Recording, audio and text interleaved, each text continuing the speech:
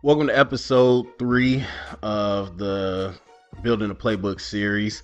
This episode, we are going to be talking about motions and shifts.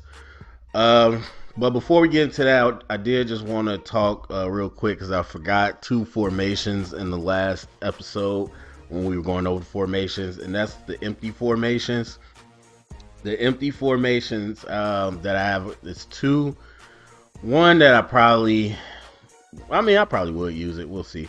But anyway, this is the first one. I call it chips, and we'll see once we get to the naming of all that. But essentially, same situation as our trips.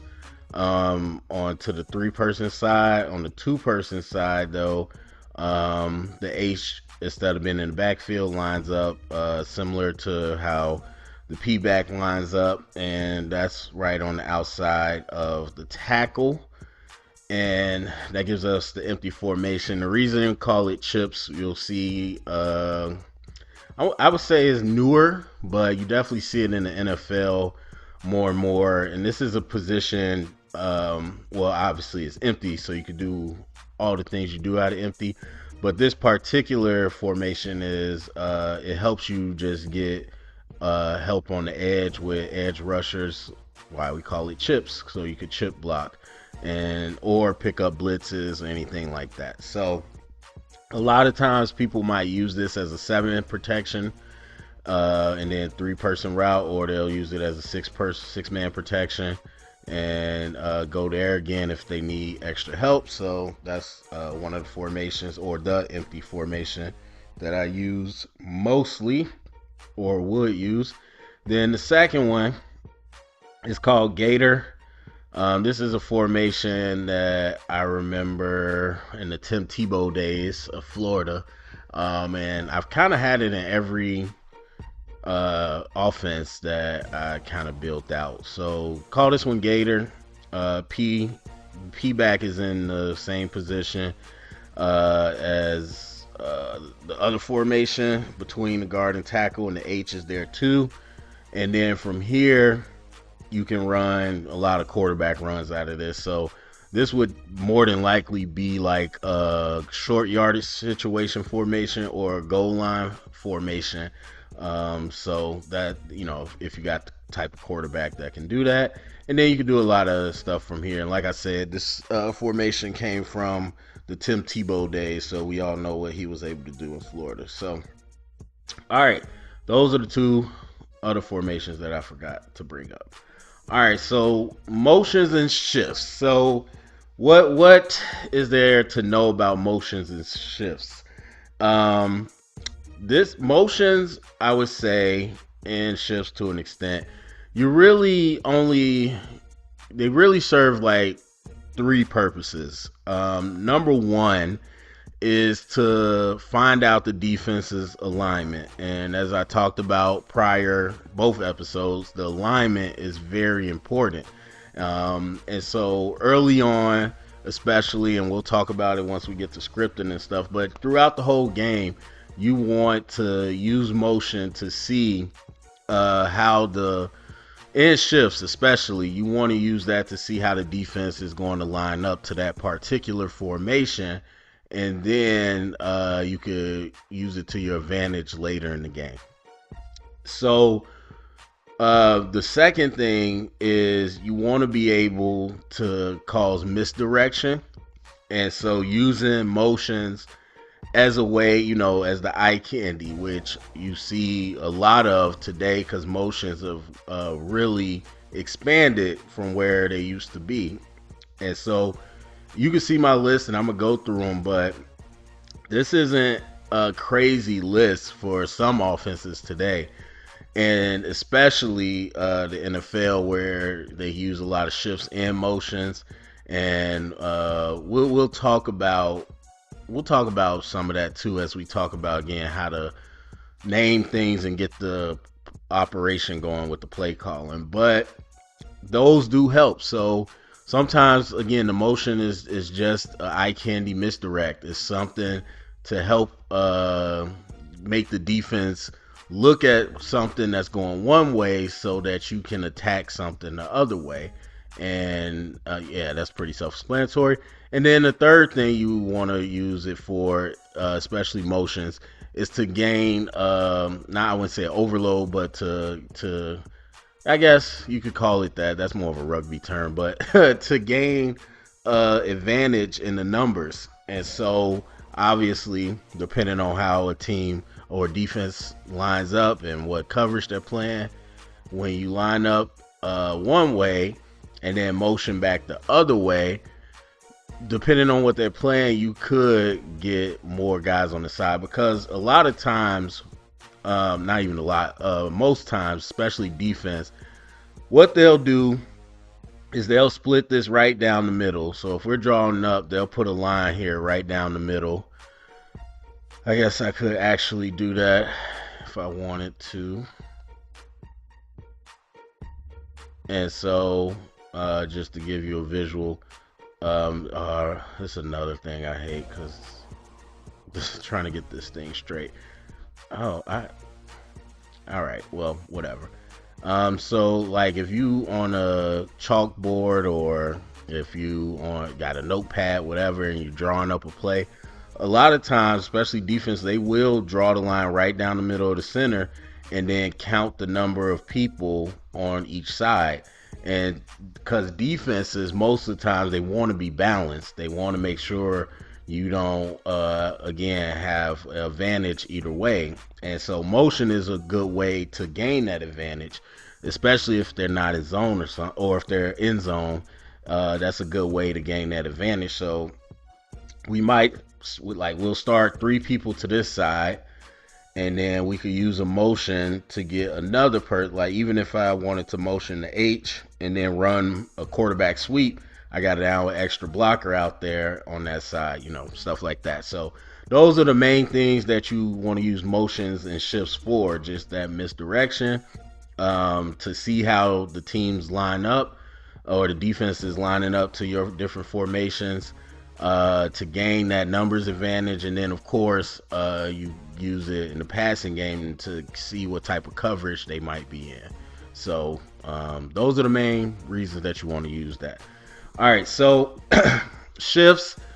A shift is just, and it depends on what level you're at. And in high school, it'll depend on what state you're in, what the state rules are in terms of the shifts and motions. But typically, the line is fine, but before everybody is set or before the line is set, you can have a shift. You can have a shift afterwards, but it just kind of depends on what type of shift you want. So a shift is essentially coming out in one formation, shifting to another formation. So if we and the first one is chip. So chip is we're shifting into our empty formation that I just showed you, chip. So doesn't really matter where we're at. Yeah, let's just say we're here. So we got the 2 in the backfield. So everybody gets on the ball. Quarterback calls the shift. Boom. We shift into chip. And so we already talked about our formations. Our shifts and our motions are just going to be other ways to get us into our other formations. So that's the shift for chip. HQ, PQ. So HQ is for the halfback to get back to the quarterback. PQ, same thing. And I guess I could call them together if I wanted both of them to go back to the quarterback. But really, that's only going to be in empty formation because, if you might remember, our other formations, the H is always in the backfield. So that's really the only time we run that. But again, if you want to come out and get an idea how the defenses are lining up in empty, so then it'd be chips, HQ, that's the shift. Boom, comes back. And now we're in our trips look. So essentially, we'll be moving to our trips look either way because it's coming out of empty. And if I was in chips and I want the P to come back to the quarterback, PQ. There we go. Trade. Trade is pretty much, now this is one hidden formation that we don't really have on the call, but this is a formation we could get to. So trade is just for, it's typically a tight end trade. That's where that name comes from. And so our P back is our all around back, but essentially our tight end. So the trade shift is just for him to switch sides from one side to the other. And so now I said we have a hidden formation because if I call trips left, let's just say trips left weak. So if it's trips left and I call P trade, so once he trades over here, we're actually going to be in a 2x2, which is not part of our formations, but that's a hidden formation that we can get to with our shift and with or motion, whatever. So I would say more so the shifts, at least for me, the way I'm using, because you can motion somebody to another spot and stop, but really, and you'll see as we get into it, no, that's not true. Actually, I just realized I got the same thing on here twice. I was going to say none of my motions are designed for the person to stop, but one of them is. But the rest of them, I want them to just be in motion as the ball is snapping. But anyway, so P trade gets us over to here, and that's a formation I could put in there, but it's probably not something I would do. And I don't really have to because I know I could get to it from here. So there we go. Skip. Skip is just the H back or running back moving from one side to the other. So we talked about that in terms of tendencies. So excuse me.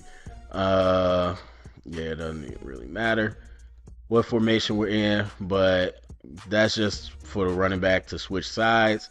And again, because you might have a tendency out of this particular formation or a favorite run play, or even to the weak side without the slot, whatever. So defense sees this, they thinking one thing. Skip is a good way to just quickly switch it up, and then you'll be able to do something else. Excuse me, I still got a little bit of a cough left. So skip again gets us to, now this with motion and stuff, you won't be perfect with formations, because if you remember in the I formation, what I actually like is the running back to be on the guard, and I want the P back to be right behind the guard, but it won't be that. But again, this is where smart football players come into play, and this is where really watching film comes into play. Because if I'm calling skip, and again, this is something you should be practicing, knowing that you're gonna probably running this. So if the P, as a P back, I'm knowing that, hey, we're skipping and we're gonna end up in the I formation, I can at least cheat over a little bit, because you still could probably get to whatever block we want to do from here, but just cheat over a little bit so it's closer to I. And then as the H, when I skip, I want to line up a little wider because I know that's kind of how our I formation is. But that comes with smart football players. And then if you're on defense and you watch enough film, you can, and alignment tells you a lot. You see that P back is cheating inside, you might be like, okay, well, they might be getting ready to shift over into an I formation. But, whatever. So again, that allows us to get to our different formations. But really, it's a way to just switch the back so that we can, if we want to, run a different way and have a tendency breaker right before the snap, and they wouldn't even know. All right, so that's skip. And then sniff. Sniffer back is a term Oh, I don't know if they still use that, but that's a term that people have used and that I kind of grew up with. So sniffer back is why I use that as sniff. Sniffer back is usually like an insert around here, like that H back type of deal. Anyway, so sniff is just going to put the P in the next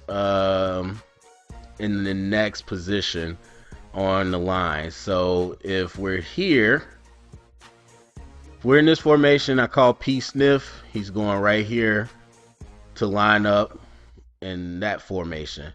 If he's already here and I call P sniff, he's going to switch to the side, kind of like a trade. And really, he should go here because, again, being smart, you know the running back's over there, so get to the I formation. If the running back's not over there, so let's say he started here, we call P sniff. We want to get over there. All right, so that's just really just the two places that sniff is for. But it's nice because we can get from our two back in the backfield into one of our other formations pretty easily. So we call this, then we say P sniff, boom. And really, I don't even know if I got to say P sniff because sniff is really the only person that would run it is the P back. So, and again, we'll talk about that as we talk about how to call plays and name things, but you want to be able to be as quick as possible. So if I could cut P sniff out and just call it sniff, that's what I'll do. So sniff, boom, like I said. So that's our shifts. So essentially, like I said, the line to get on the ball, and I would walk up, and before the quarterback is set, boom, shift, and we go. And again, with shifts, the biggest thing, it really helps you see what the other defense is lining up in, because again, I don't know the exact rule for the NFL and the college level, but for the most part, I know the rule of thumb is when it comes to shifts, you got to do it early. Like everybody can't get set and then you shift the whole formation, which is why you see it all the time. It's early. And a lot of times if you see a tight end get up on the line, but it's like no hand on the ground, a lot of times they're going to motion or they're going to shift over.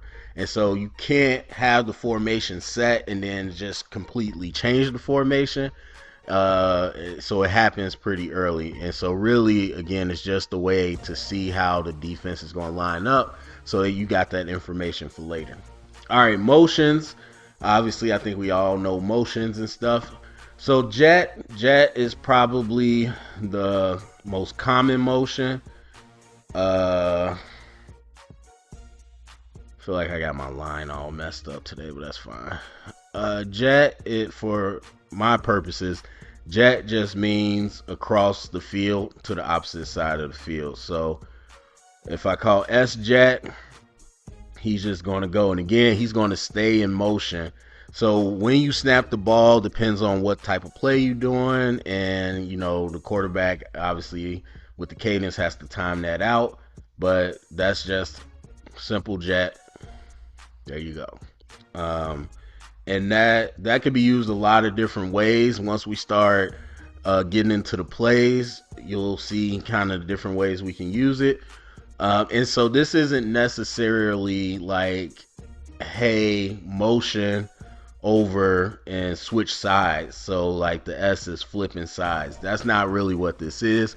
I could do that. I could add that in there. I don't really necessarily need it for what I want to do with this offense, but you can. 100% you could switch the slot, and especially because what we do in this offense, the slot, I wouldn't say it tells you a lot, but the slot is going to be probably a heavy indicator for a lot of defenses. But this motion, like I said, is for the player to go in full motion. So again, it might be one of those quick passes, I forgot what you call it, but just kind of one of those pop passes. This could be just a jet motion into a pass play. This could be a jet motion again as eye candy and we run the ball the other way. It could be a bunch of different things. And then Could also run that with one of the other receivers. Now, the way our offense is set up, you can only run it to the two-man side because obviously this person can't jet because there's nobody else over there. That's illegal. Um, but if I am going to run that jet, and again, this should be practice, understood, and it should be it's on the player. This slot's gonna have to be on the line if we're running an X jet. Not only does the X need to understand he has to be off the line, probably should cheat a little bit depending on how far we are. I mean, if we're on the short side of the field, then it won't matter. But yeah. And I'll say, well, never mind, I won't say that. I don't want to give away a tendency. Plus, I don't know, man. It depends. Once you actually get into it, it depends on how you actually want to play it. But you know what? Whatever. I say it. I was gonna say more than likely if I'm doing a jet with a perimeter receiver in this offense, it's gonna be a run. It's gonna be a run somewhere. So we could do X jet, we could do Z jet, but again, it has to be to the two-person side. Whatever. Yeah. So that's jet motion. We all know jet motion. Swing motion. Swing motion is for the backs. And that's just I want to say an arc release, but because you're in motion. But for me, this again, it can be used for a couple different reasons. This can be used as a way to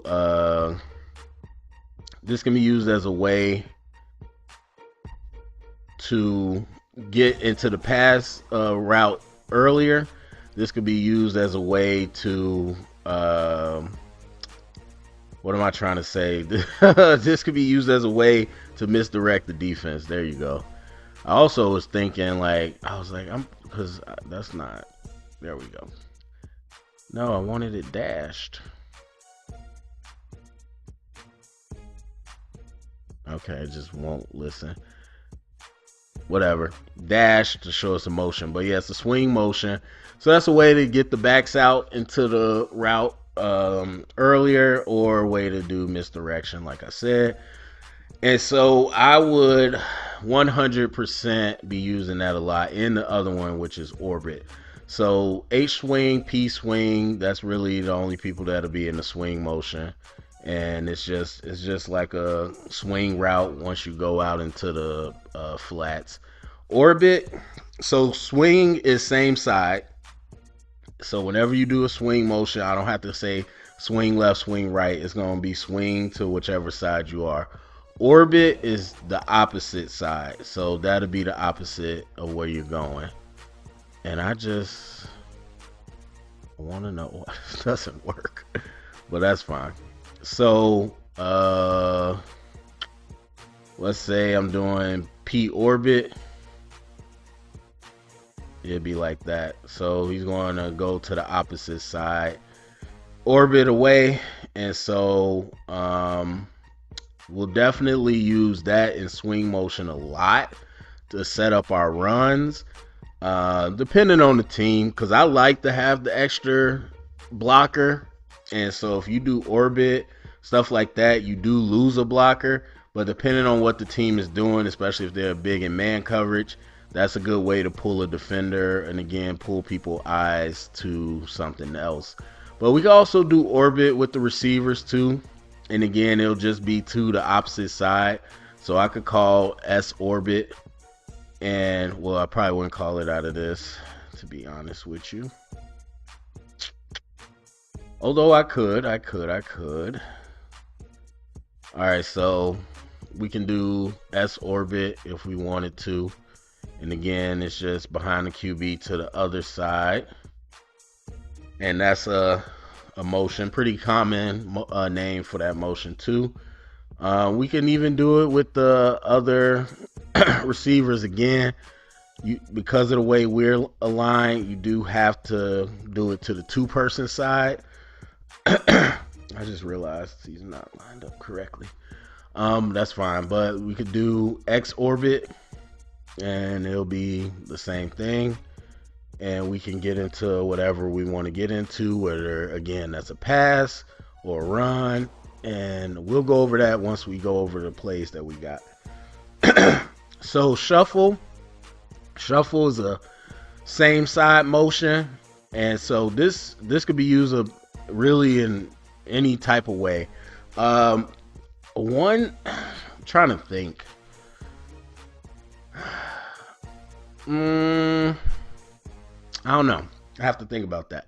But what I was going to say is the way I have it now is same side. So, excuse me, same side to the perimeter. But I could see where might want my X and Z to be able to shuffle towards the inside. But I don't know. So anyway, so if I said H shuffle, it literally just be a shuffle shuffle and then hike the play. So we could do that for the H. I mean, again, to help kind of get out into the flat quicker.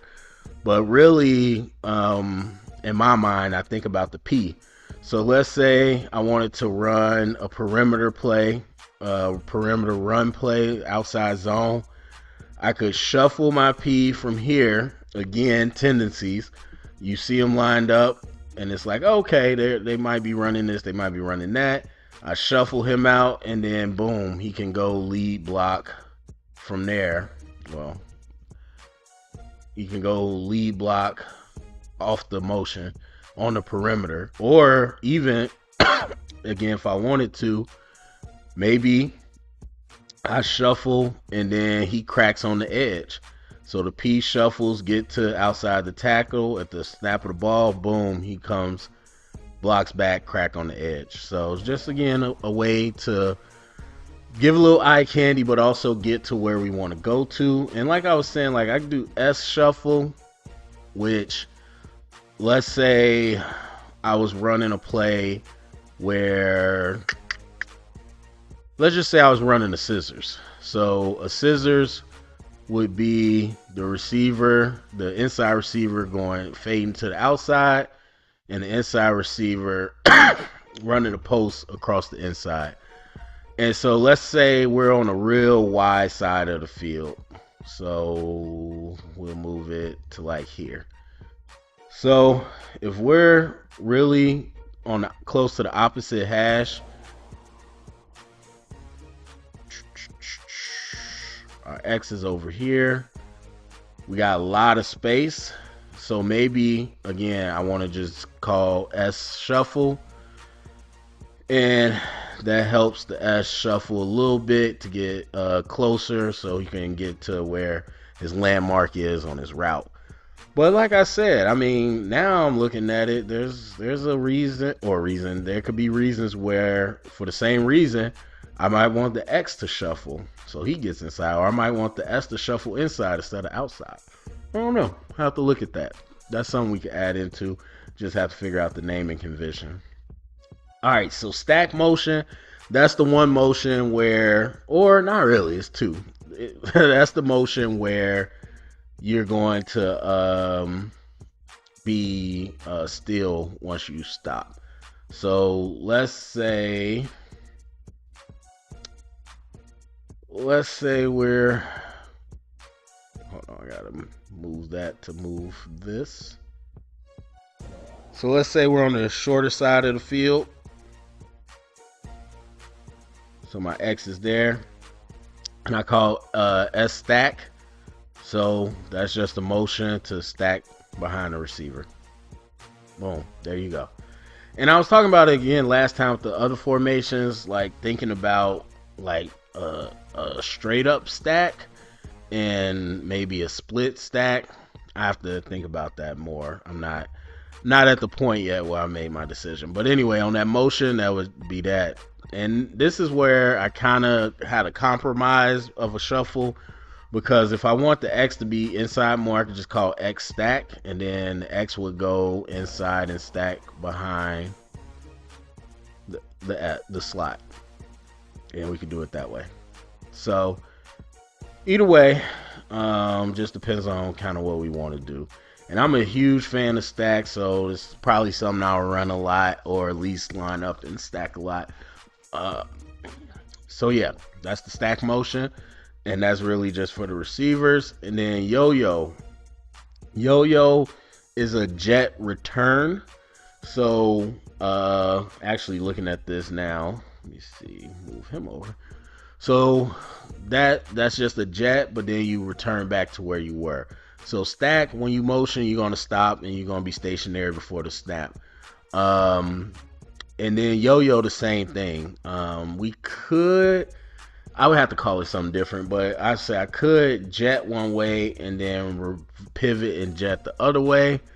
I'm not really into that. I don't really got nothing in this playbook that I necessarily need that for, but so this is more of again, a jet. Well, probably wouldn't go that far.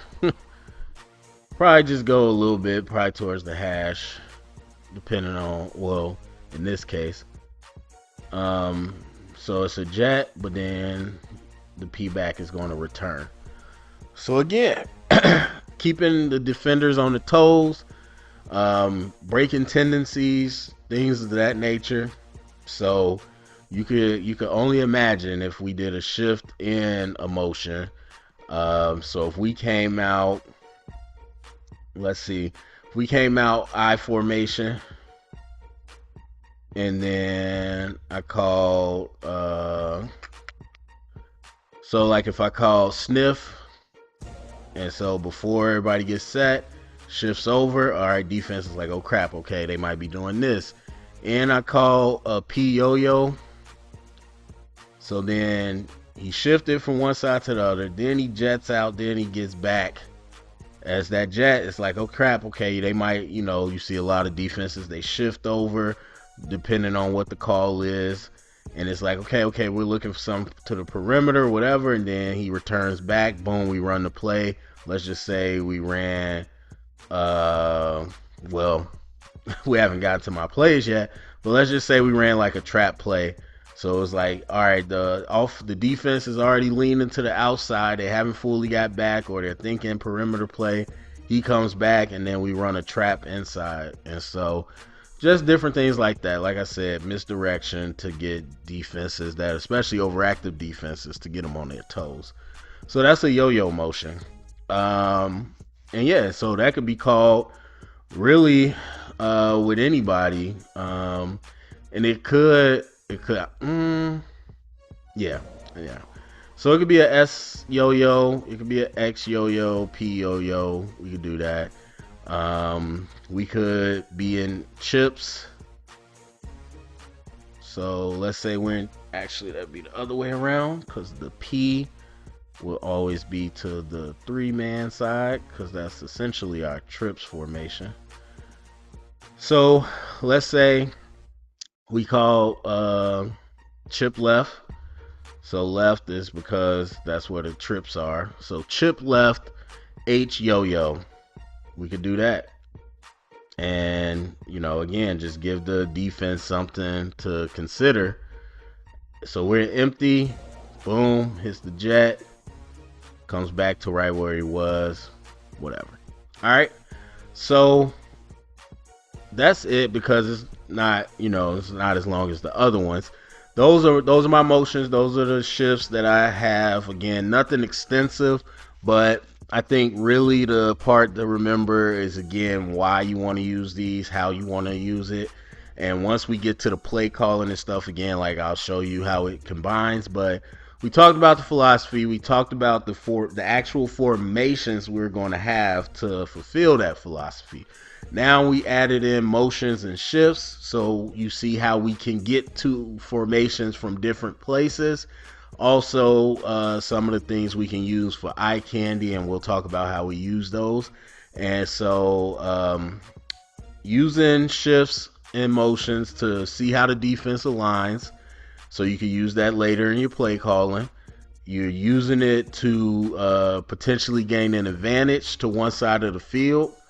You're using that to cause misdirection and give some eye candy to the defense.